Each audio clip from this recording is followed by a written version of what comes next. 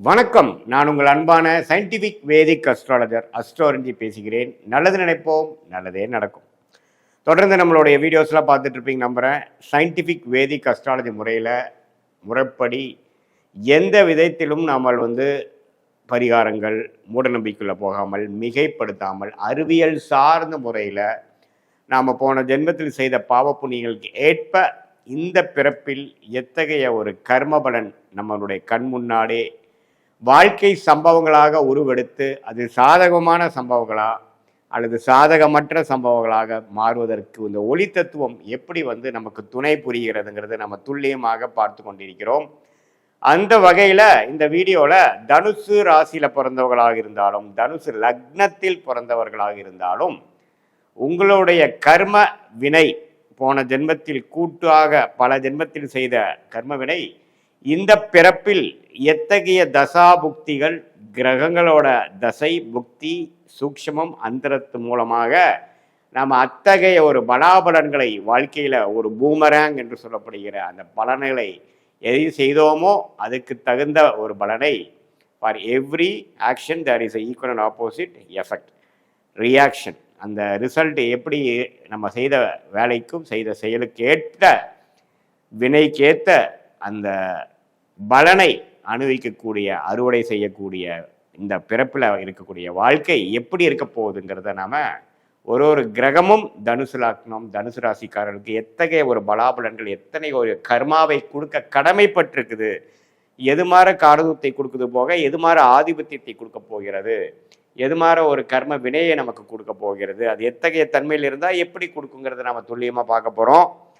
அதுக்கு முன்னாடி channel first time வரவங்க மறக்காமல் சப்ஸ்கிரைப் பண்ணுங்கள். ஸோ தொடர்ந்து நம்மளோட வீடியோஸ் உங்களை அடையும்.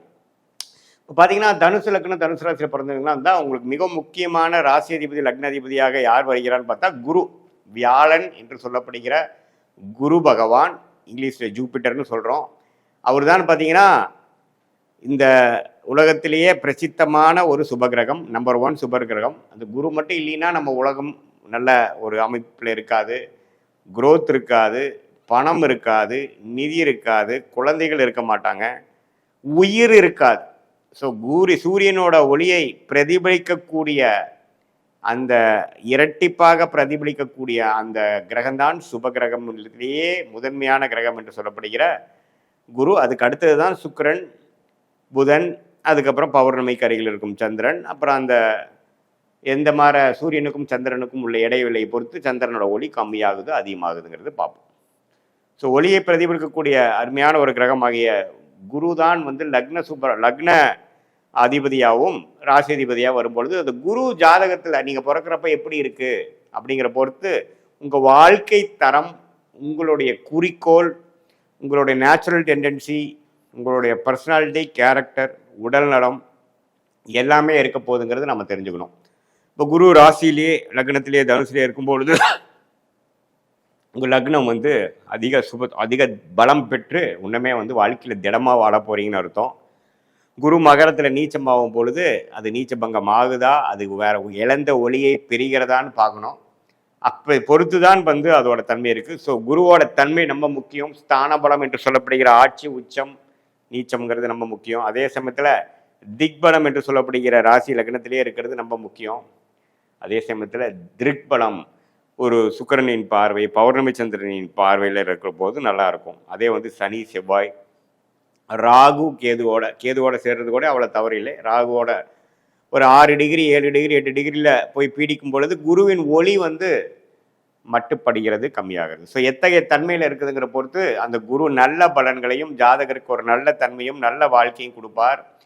சனி செவ்வாய் ராகுவோட சம்மந்தப்படும் போது வாழ்க்கை ஒரு போராட்டமாகவும், ஜாதகரே கொஞ்சம் பாதிக்கப்பட்டவராகவும், முழுசான ஒரு அறிவு, ஒரு மூளை, ஒரு திடமான ஒரு செயல்திறன் இல்லாதவராக இருப்பார். ஸோ குரு முதன்மையான ஒரு கிரகம் என்று நீங்கள் தெரிஞ்சிட்டீங்க.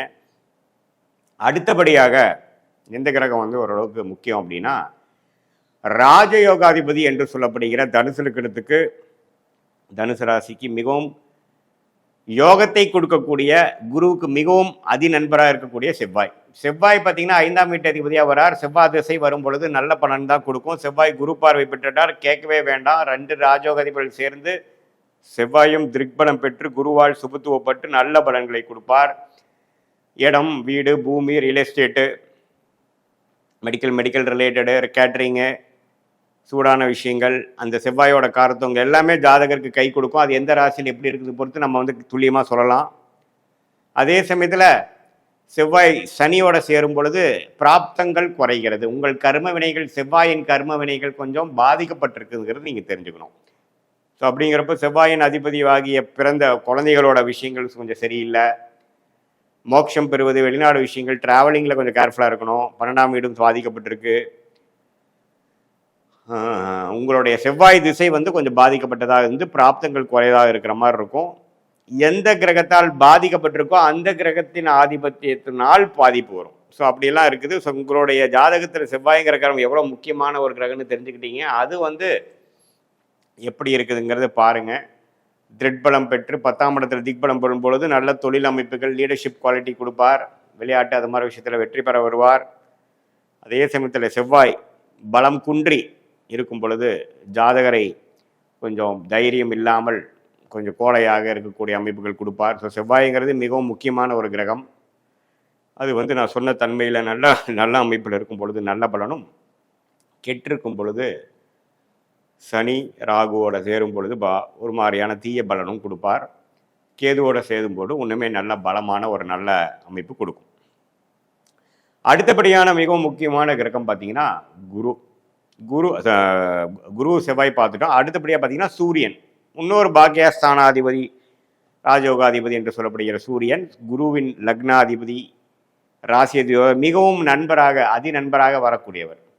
ஸோ அந்த சூரியன் நல்ல இடத்தில் உச்சம் பெற்று குரு பார்வை பெற்று விட்டால் நல்ல விஷயங்கள், 10ஆம் இடத்துல திக்பலம் பெற்றால் நல்ல விஷயங்கள், நட்பு வீட்டில் இருந்துட்டால் நல்லது, நீச்சமாக இருந்தாலும் நீச்ச பங்கமாவது நல்லது, சனியோட சேராமல் இருக்கணும், ராகுவோட சேராமல் இருக்கணும், கேதோட சேராமல் இருக்கணும். இந்த ராகு கேதுகளோட சேராமல் சனியோட சேராமல் இருக்கும் பொழுது சூரியனோட அந்த 9ஆம் வீட்டு ஆதிபத்தியங்கள், கர்ம பலன்கள், நல்ல கர்மாவை கொடுக்கக்கூடிய நல்ல தந்தை, நல்ல பூர்வீகம், நல்ல உயர்ந்த பதவி, அரசு சார்ந்த பலன்கள், சாதகமான பலன்கள் மாதிரி நல்ல ஒரு அமைப்புகள் உங்களுக்கு கிடைக்கும். அதே சூரியன் வந்து சனி ராகுவால் பாதிக்கப்படும் பொழுது எல்லாம் இருந்தும் படிப்படியாக பிரச்சனையில் முடிஞ்சு நான் சொன்ன காலத்தவங்க எதுவுமே சரியில்லாமல் அந்தந்த தசைக புக்திகளில் சில பாதிப்புகளை ஜாதகர் மேற்கொள்ள வேண்டுங்கிறத நம்ம தெரிஞ்சுக்கிறோம். ஸோ குரு செவ்வாய் சூரியன் மிகவும் முக்கியமான கிரகமாக, அருமையான கிரகமாக, தேவைப்படக்கூடிய கிரகமாக தசையாக தனுசு லக்ன தனுசு ராசிக்காரர்களுக்கு வருகிறது. அடுத்தபடியாக வரவே கூடாத மிகவும் சுமாரான தசையாக கன்சிடர் பண்ணக்கூடியது சுக்கிரன். சுக்கிரன் வந்து ராசியதிபதி லக்னாதிபதி குருவுக்கு எதிர்மறையான கிரகம். சுக்கிர திசை 20 வருஷம் வரும்பொழுது ஜாதகரை வந்து கொஞ்சம் பாதிக்க வாய்ப்பு உண்டு. அது சுக்கிரன் 6ஆம் வீட்டுக்கே கனெக்ட் ஆகி ருணச்சத்ருபாவத்து வரும் பொழுது கொஞ்சம் கடன் விஷயங்கள், ஃபினான்ஷியல் விஷயங்கள் கொஞ்சம் பிரச்சனையாகும். ராகுவோட சேரும் பொழுது ராகு திக்பலம் பெற்று சுக்கிரன் கெடுகிறார். சுக்கிர திசை நல்லா இருக்காது, ராகு திசை நல்லா இருக்கும். கடன், நோய், எதிரி, வம்பு வழக்கை கொடுக்கக்கூடிய சுக்கிரன் வந்து ஓரளவுக்கு நன்றாக நட்பு வீட்டில் இருந்துட்டா பிரச்சனை இல்லை. ஒரு பகை பெற்று பாவத்துவமாக சனி செவ்வாய் ராகுவோட சேரும் பொழுது ஒரு சுக்கிரன் சம்மந்தப்பட்ட விஷயங்களில் வந்து நமக்கு கர்மா நல்லா இல்லைன்னுங்கிறது தெரிஞ்சுக்கணும். சுக்கிரனுங்கிறது என்ன, பெண்கள் விஷயங்கள், ஹோட்டல், வண்டி, வாகன விஷயத்தில் நமக்கு பிராப்தங்கள் குறைவு, அது மாதிரி விஷயங்கள்லாம் சுக்கிர திசையில் பாதிப்புள்ளாக இருக்க வாய்ப்பு இருக்குதுங்கிறது நம்ம தெரிஞ்சுக்கணும். அதே ஒரு பௌர்ணமி சந்திரனின் பார்வையில் குரு 5ஆம் பார்வையாக பார்த்து ஓரளவுக்கு ஒளி பொருந்திய நல்ல அமைப்பில் இருக்கும் பொழுது 4ஆம் இடத்துல திக்பலம் பெறும் பொழுது சுக்கிரன் ஓரளவுக்கு அந்த 6ஆம் வீடு வழியாக ஒரு விசித்திரமான ஒரு குதர்க்கமான வழியில் ஒரு நல்ல பலனை கொடுக்கக்கூடிய அமைப்பு இருக்குது. சொகுசு வாழ்க்கை உண்டு, நல்லாவே ஓரளவுக்கு வளமாக வாழக்கூடிய அமைப்பு இருக்குங்கிறது தெரிஞ்சுக்கணும். ஸோ உங்கள் ஜாதகத்தில் சுக்கிரன் எப்படி இருக்காருன்னு பார்த்து உங்கள் கர்ம பலன் எப்படி செயல்பட போகுதுங்கிறது தெரிஞ்சுக்கங்க. ஓரளவுக்கு நியூட்ரலான பிளானட் பார்த்தீங்கன்னா சனி 2க்கும் 3 கூடியவன், ஓரளவுக்கு நட்பு வீட்டில் இருந்து குருவின் பார்வையில் சுக்கிரனோட சேர்ந்துட்டு இருந்தா நம்ம நல்லது. 5ஆம் இடத்துல புத்திரக விஷயத்தில் வந்து நீச்சமாக இருந்தாலும் குரு பார்வை பெற்றுட்டா தப்பு இல்லை. அதே ராகுவோட சேர்ந்துட்டார், செவ்வாயோட சேர்ந்துட்டார்னா புத்திர தோஷத்தை கொடுத்துருவார். ஸோ உங்கள் ஜாதகத்தில் சனி எந்த அளவுக்கு நல்லா இருக்கிறாருங்கிறத நீங்கள் பார்த்துக்குங்க. அது ஒரு நியூட்ரலான ஒரு பிளானட் தான். புதன் பாதகாதிபதியாக வரார். உபய ராசிக்கு பாதகாதிபதியாக வருவார் வந்து புதன். புதன் வந்து ராகு கேதுகளோட சேருவது தவறு. அதே சமயத்தில் சனி செவ்வாயோட சேர்றது தவறு. ஸோ புதன் வந்து பாதக வீட்டிலேயே கனெக்ட் ஆகி சில தசாபுக்திகள் நடக்கும்போது பாதகமான செயல்கள் ஜாதகருக்கு ஒரு பாதகத்தை கொடுக்க வாய்ப்பு உண்டுங்கிறது தெரிஞ்சுக்கங்க. ஸோ புதனுங்கிறது ஓரளவுக்கு கேர்ஃபுல்லாக இருக்கக்கூடிய ஒரு கிரகம் தான். ஸோ கடகம் பார்த்திங்கன்னா அட்டமாதிபதியாக வருகிறார். ஜாதகருக்கு ஆயுசை கொடுக்கக்கூடிய ஒரு கிரகமாக வெளி மாநிலத்தை செல்லக்கூடிய இதாகவும், சந்திரன் கொஞ்சம் கெட்டு இக்கட்டான ஒரு சூழ்நிலையில் இருக்கும்போது இக்கட்டான ஒரு ஒரு கேவலம் பிரச்சனைகள் வம்பு வழக்குகளை கொடுக்கக்கூடிய அமைப்பு இருக்குது. இதே சந்திரன் ஓரளவுக்கு ஒளி பொருந்திய சந்திரனாக செவ்வாயோட ராஜோகாதிபதியோட சேர்ந்து அல்லது குருவோட சேர்ந்து குருவோட பார்வையில் இருக்கும் பொழுது உயில் விஷயங்கள், அன்னர்ன் இன்கம், பார்ட்னர் மூலமாக சம்பாதிக்கிறது, கணவனாக இருந்தால் மனைவியாக இருந்தால் கணவனுங்கிற மூலமாக நல்ல சொத்து சேர்ப்பது, ஓரளவுக்கு வசதி வாய்ப்புகளோட வாழ்வதுங்கிற மாதிரி கொடுக்கும். ஸோ உங்களுடைய ஜாதகத்தில் சந்திரன் எப்படி இருக்காருங்கிற பார்த்தா அத்தகைய பலன்கள் நீங்கள் எடுத்துக்கலாம். இது ஒரு பொதுவான பலன்கள். கர்ம பலன் வந்து தனுசு ராசிக்கு பொறுத்த வரைக்கையிலேயே உங்களோட ஜாதகத்தை துல்லியமான கிரகங்களை பார்த்து எந்த டிகிரியில் இருக்குங்கிறது நல்லா பார்த்தா இன்னுமே துல்லியமான எந்த மாதிரி லைஃப் அடுத்த ஷார்ட் டேர்மில் போகுது, லாங் டேர்மில் எப்படி இருக்க போகுது அப்படிங்கிறத சயின்டிஃபிக் வேதிக் அஸ்ட்ராலஜி முறையில் நல்லபடியாக பார்த்து அதுக்கு தகுந்த முடிவுகள் எடுத்து வாழ்க்கையில் ஜெயிக்கலாங்கிறது தெரிஞ்சுக்கலாம். இது ஒரு பொதுவான பலன்கள் தான். மீண்டும் மற்றொரு காணொலியில் சந்திப்போம். நன்றி, வணக்கம்.